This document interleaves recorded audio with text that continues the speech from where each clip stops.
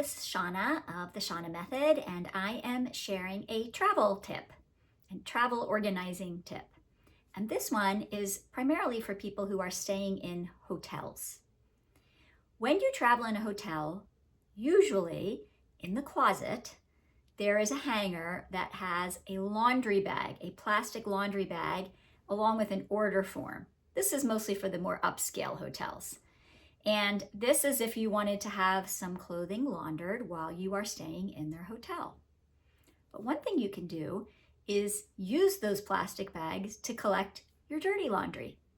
So when you get in the hotel, even if you're not planning to have the hotel launder the clothes, you can take that bag and use it for dirty socks and underwear. It's also handy if you end up being in the pool or the ocean and you have some wet bathing suits that you need to take home.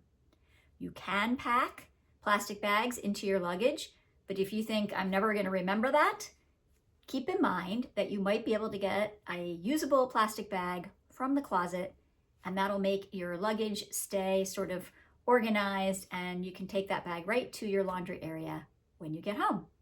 A little tip, but every little bit helps, right? Have a great trip.